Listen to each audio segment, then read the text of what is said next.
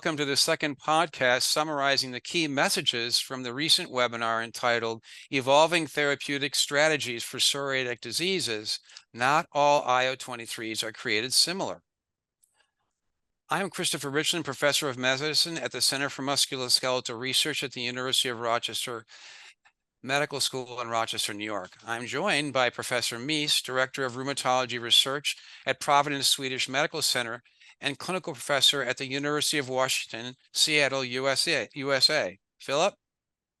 Thanks very much, Chris. I look forward to our conversation.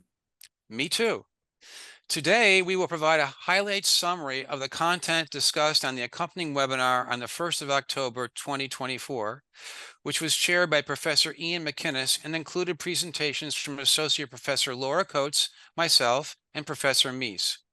Today's topics will include the burden of PsA and psoriasis, similarities and differences in pathology across psoriatic disease, and the impact of recent clinical and real-world patient data across different tissue domains. To access the full on-demand webinar and detailed discussions from individual speakers, head over to www.imidforum.com and watch for free. So, Philip, I'll let you take it from here. Thanks, Chris.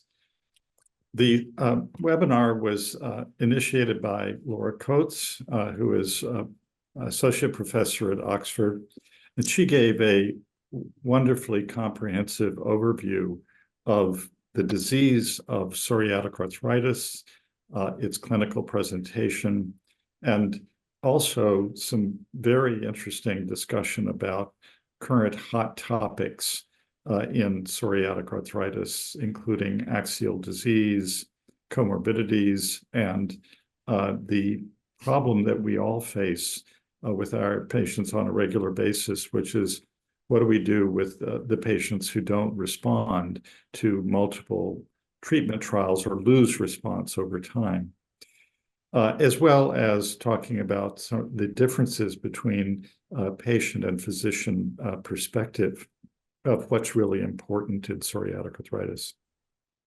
As you know, psoriatic arthritis is a complex, heterogeneous disease. And one of the things that I tell patients when they first come in and are first being diagnosed is there will be no other patient that has the same set of clinical presentation issues that you have.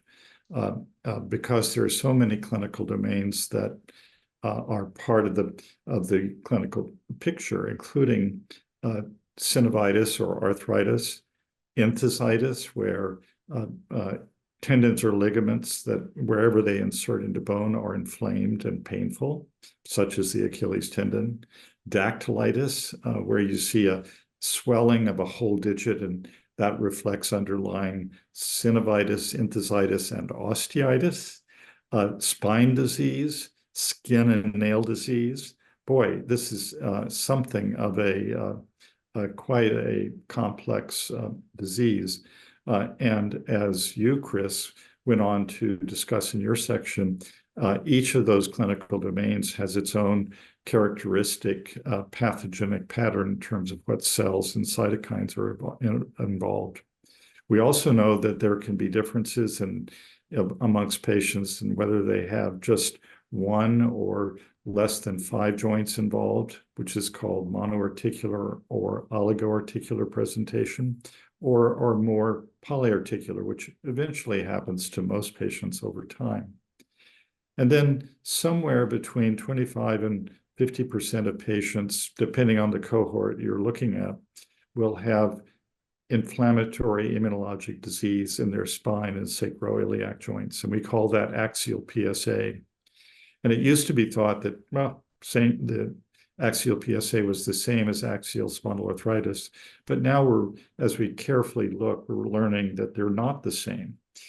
There's some subtle genetic differences between the axial involvement in psoriatic arthritis and what we call axial spondyloarthritis without psoriasis. There are differences in the way it presents clinically. It starts later in a patient's life than axial spondyloarthritis.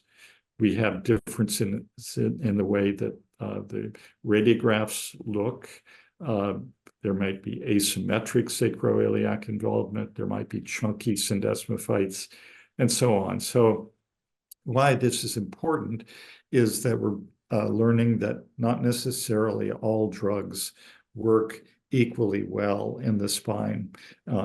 And so it's important to know whether the patient has axial PsA or not. And there's several research initiatives going to better understand this. Comorbidities in psoriatic arthritis are many and are important in order for the patient to really understand why it is, for example, that they have a proclivity to cardiovascular disease as a comorbidity, metabolic syndrome, obesity, fatty liver. These are all things that we have to take into account when we're treating patients to try to avoid, for example, drugs that are hepatotoxic if the patient has fatty liver disease, learning how to counsel patients about losing weight, which we know can yield better results of treatment if the patient is not obese. And we're now learning that the new weight loss drugs may even have a beneficial effect on the overall outcomes in patients with with PsA in general, if the patient is obese. And then lastly, the difficult to treat patient, the one who has tried everything. There are now a number of initiatives to define what it is to be difficult to treat. Patients who show objective evidence of inflammation that is either previously controlled on previous immunomodulatory medicines and now they've lost control, or we've never gained adequate control. What do we do with these patients? Do we give them a couple of different biologic agents at the same time? Is there a certain sequence that we should be giving the medications? And then Laura reviewed a fascinating study in which she identified that what is important to patients, pain, fatigue, quality of life issues, that's paramount in their minds, whereas physicians may be more focused on making sure that they have controlled synovitis and assessing synovitis or spine disease. So there may be some interesting differences, important differences between patient and physician perspective. And it's important for physicians to know this so that they can better counsel and be empathic with where the patient is in their experience of the disease. Philip, thank you for a marvelous summary of Laura's presentation.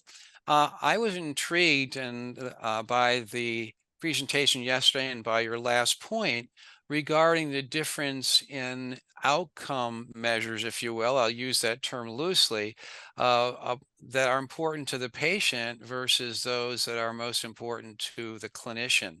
And pain and quality of life being of paramount importance to the patient, whereas specific outcome measures, which you've helped design and know well, are at the top of the list for the clinician. So my question to you, and it's not an easy one, is how do we try to bring these two together so that we're more carefully understanding what's most important to our patients, yet still bringing in those important outcome measures which are critical to understanding how effective our therapies may be for an individual patient? One of the things that is a regular challenge for physicians is knowing how to manage the time that we have with patients.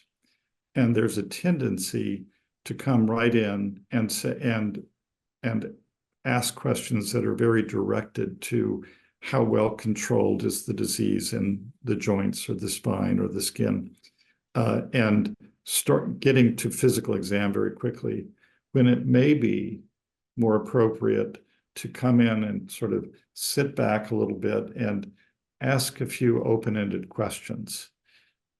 What is it that is really bugging you the most about your psoriatic arthritis since we last visited together? What are some of the primary concerns that you have that you've been thinking about? and we may or may not have discussed before. So it may seem that it's a challenge to open up this kind of conversation and maybe run out of time in the clinic visit, but I think it's vitally important to gain the trust of the patient by letting them have the podium for a bit and just airing what it is that they're thinking about or they may not have shared with the nursing staff or yourself. Thank you. I think those are great suggestions. So I spoke yesterday about similarities and differences in pathology in skin and joint and GI mucosa across psoriatic disease. And I'm just going to give you a top line because it's somewhat detailed in terms of talking about individual mechanisms, particularly of cytokines. And I started off the presentation by talking about team care in psoriatic arthritis and how it's really vital that the rheumatologists have a very strong relationship with dermatology, whether it be from a distance or together. In our case, we have a clinic where we see the patients together with a dermatologist and trainees in derm and rheum and a psychiatrist. But really having that communication is critical because the two most dominant domains in psoriatic arthritis, the joints and the skin, need to be managed in a coordinated fashion. And we all know that it's not uncommon for one of these domains that have been under control to flare. And then when that happens, we need to be online in terms of how we approach it from both a dermatology and a rheumatology perspective. Philip mentioned from Laura's talk the importance of heterogeneity in terms of multiple different domains that are involved. And these domains Philip outlined. And what the major question before us right now is, we know that there are really key cytokines that seem to drive this disease, and they include interleukin 23, interleukin 17, and tumor necrosis factor alpha. Now, what we don't know, though, is what is the relative involvement of these cytokines in these individual tissue domains. And there is some preliminary evidence that, for example, in psoriasis, that the dominant cytokine there is IL-23, followed by IL-17 and TNF lower down. In the anthesis, it seems that IL-23 is a very dominant mechanism with also influencing PGE2 release. And in the joint, TNF may be really dominating the landscape, although certainly know that IL-23 and 17 are also quite important. So in this presentation, I go through in some detail signaling of TNF alpha, particularly the TNF through the TNF receptor engagement.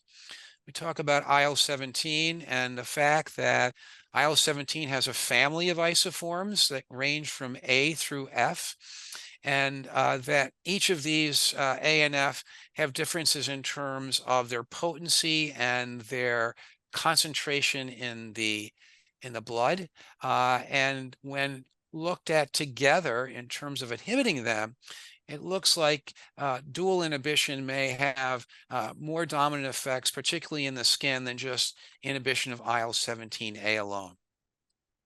The other thing I pointed out was that IL-17 is a very pleiotropic cytokine, meaning it has a lot of different actions. And some of these actions are very important for the maintenance of homeostasis, particularly in the gut.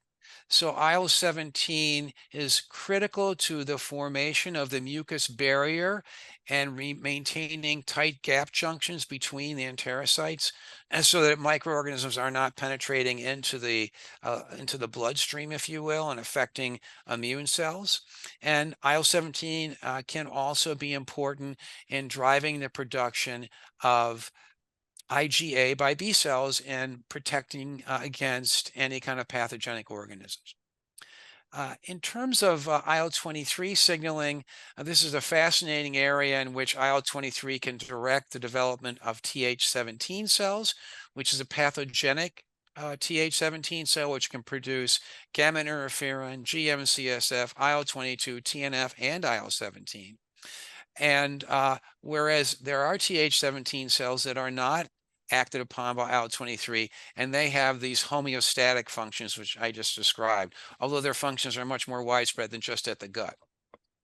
So it's important to understand that IL-17 is not only released by a whole variety of different cell lineages, but also acts on a whole variety of cell lineages. So I think we're only beginning to understand the complexity of this cytokine. And then when you combine it with tumor necrosis factor, it greatly enhances its inflammatory effect. So in this presentation, I do talk in some detail about the signaling of IL-23 inhibitors and downstream effectors, the importance of cells called T-resident memory cells. These are T cells, both CD4 and CD8, that have alpha beta receptors, and they're present in the skin, the lung, the joints, almost any tissue in the body, probably every tissue. And they are cells that are antigen directed toward the response to individual pathogens. So for example, in the skin, Candida, in the lung, TB, and they become activated and then release cytokines and other molecules that are really directed against the pathogen. They're critically important in host defense. On the other hand, in some cases, they can actually be pro-inflammatory and direct an immune response, which can result in skin inflammation, joint inflammation, etc. So there's now increasing recognition that, particularly in psoriasis, T-resident memory cells may be important in the persistence of disease, particularly that they're known to be present not only in lesional skin, but also in non-lesional skin, although in lower numbers.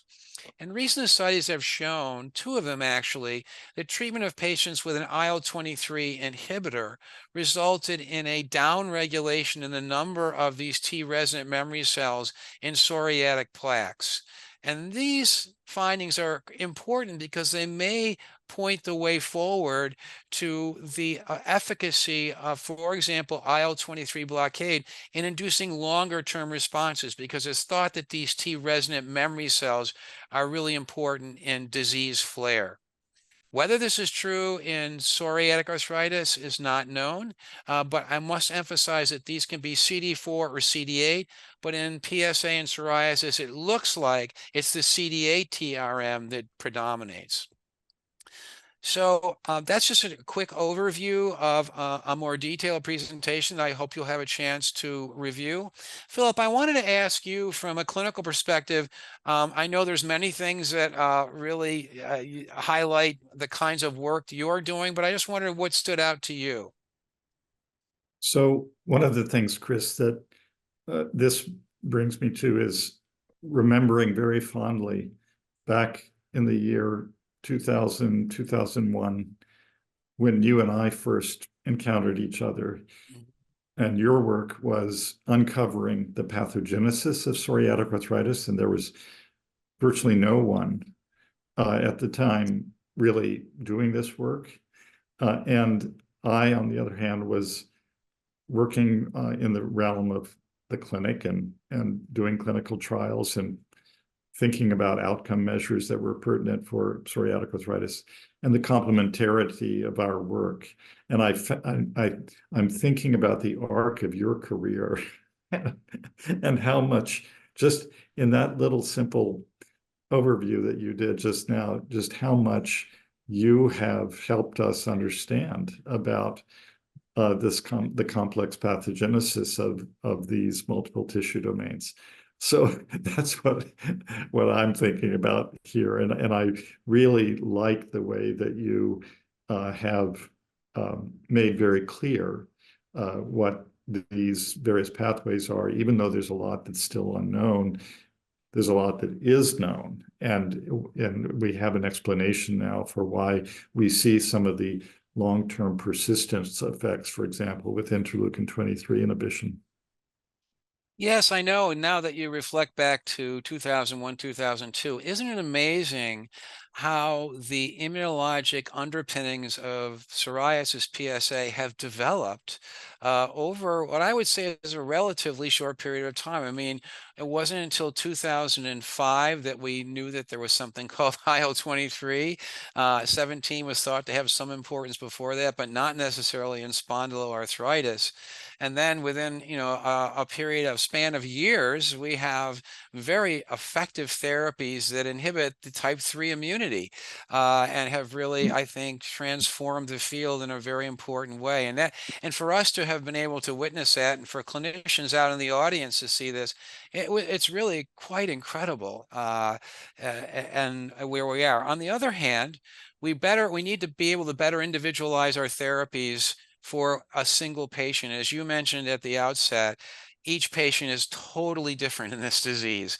The combination of domain involvement, comorbidities are really a mix that everyone comes in with their own particular set of challenges. And I think where we're moving into now is through the work that you're doing, trying to understand more about axial PsA, and the work we're doing looking at tissue domains and what's happening in the skin and the joints and the enthesis will help us to move forward from a more sort of global, oh, let's use this drug, step number one, because that's what the insurance company's making us do, or we think is better in arthritis. We'll have better biomarkers to say, oh, no, in this patient, this is the agent we should use, or maybe this is the combination that will be most effective at addressing their domain involvement. I think that's where we're headed, and that's a really exciting period from where you and I started in 2001. Okay, So, so go ahead, yeah.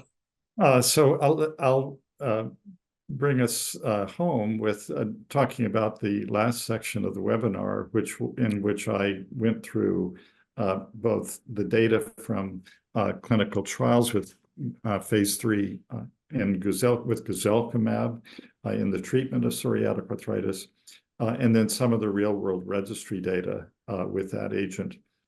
We used guselkumab as an example of the IL-23 effect because we have a lot of data with other P19 binding IL-23 inhibitors such as risankizumab and tildrakizumab, but the focus was with the guselkumab data. But it's very similar across all of the IL-23s. The other IL-23 influencing drug is ustekinumab, which inhibits IL-12 and IL-23, but our focus here is with guselkumab. So the DISCOVER trial program was, there were two pivotal phase 3 trials that led to the approval of guselkumab in PsA. As you know, the data was very good in multiple tissue domains. For example, in arthritis, ACR20 responses at the primary endpoint of 64% of patients. And then as you track over time, using non-responder imputation analysis, we learned that that week 24, there was still ascending benefit to be gained. And we saw 75% of patients getting ACR20 response out at week 100. We did a deep dive into the minimal disease activity criteria and the results with that, and the individual items of minimal disease activity. So this is a composite outcome measure that was developed originally by Laura Coates and Philip Hellewell when Laura was in Leeds. And it is constituted by seven different items, including achievement of a tender or swollen joint count less than or equal to 1, an enthesitis count of less than or equal to 1, patient pain being less than 15, patient global being less than 20, and so on. So there's several items, including a skin score.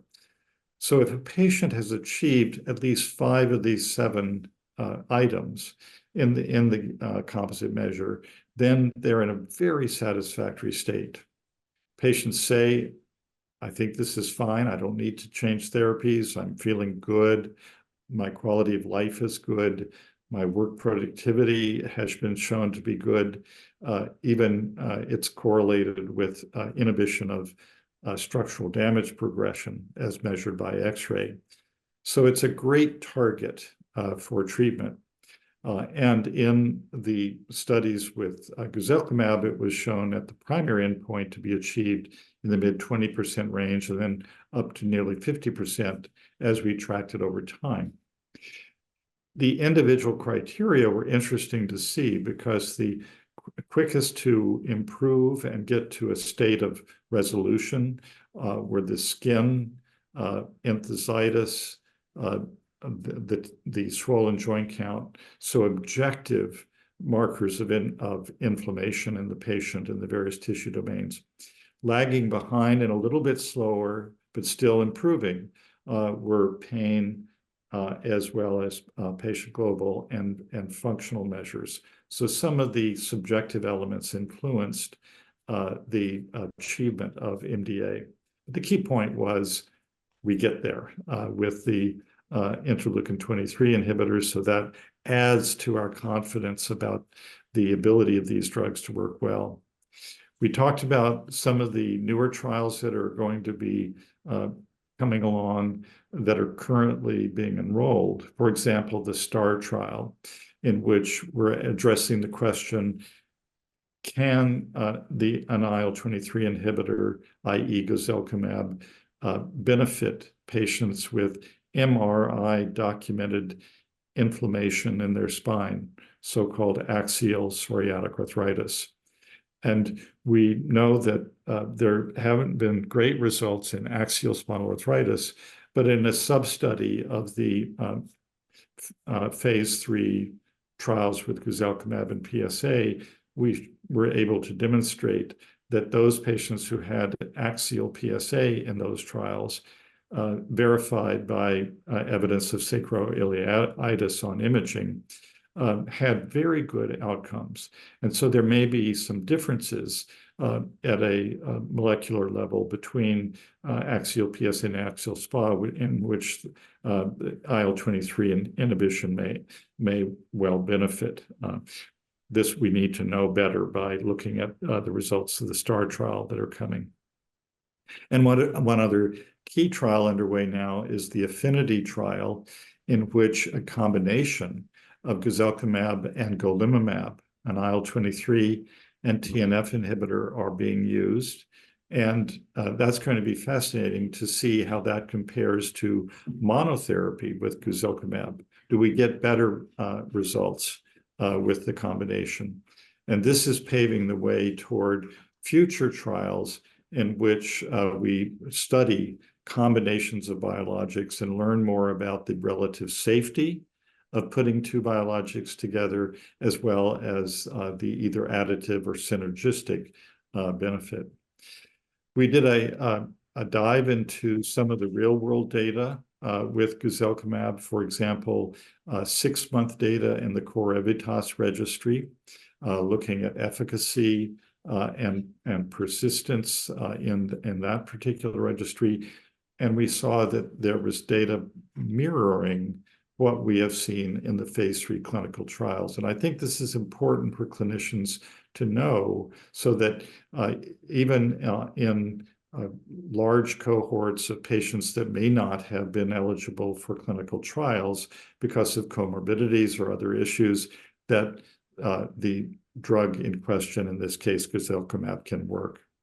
We also looked at IQVIA database, in which we looked at persistence of therapy over time in a large number of patients who were either on guselkumab on the one hand, or an IL-17A inhibitor, or a TNF alpha inhibitor, and found that the persistence over time was better with an IL-23 inhibitor than with either an IL-17 inhibitor or TNF inhibitor, suggesting persistence of efficacy, maybe less in the way of side effects, leading to discontinuation and so on. So this was interesting persistence data. And finally, we spoke about the fact that there's unique binding of guselkumab to CD64 on monocytes. And it's thought that some of these tissue-resident monocytes that are characterized by CD64 are a prime source of interleukin-23, and perhaps that by binding right to that particular cell may lead to a better inhibition. Whether this translates into a clinical benefit is still to be determined, but it's an interesting immunobiologic point. So that was the summary of what we covered in the discussion about IL-23 inhibition. Philip, thank you for a great summary of your webcast. I guess my quick question is, we don't have much time left, but one of the challenges that I see with guselkumab, others have as well. I mean, I know the Discover trial where they were started on it as a first-line therapy showed very excellent persistence. Is that when we treat patients who fail the TNF or a IL-17 inhibitory agent with IL-23 blocking agent, its onset of action for the skin is extremely brisk and very deep, but the joints lag behind. So how do you handle in your practice? What do you tell patients who are saying, hey, doc, you know, it's month 3 and I'm still not getting much from my joints at this time? How do you handle that? Sure. So what I will sometimes do is bring my laptop in and show them the time curve of response in the phase 3 trials of either risankizumab or guselkumab, and demonstrate that there's a climbing response. If we look at week 12 data, week 24 data, week 100 data, it's a climbing response over time. Unlike the more rapid effectiveness of TNF inhibitors or IL-17 inhibitors, where we see getting to their optimal effect at a slightly earlier time point, but then it's sustained. IL-23s get there, get to the same place, but just take a little longer. So that's I describe that to patients and say, let's plan on being on this for at least 6 months, and to get a more accurate read on what your full benefit is going to be. Well, thank you, Philip. That's all we have time for today, and I really appreciate you joining me for this summary of the webcast that was presented yesterday. Um, we hope you found the highlight summary useful, and remember to visit www.imidforum.com to access a variety of content on inflammatory diseases and to keep an eye out for future webcasts. Thank you for your attention.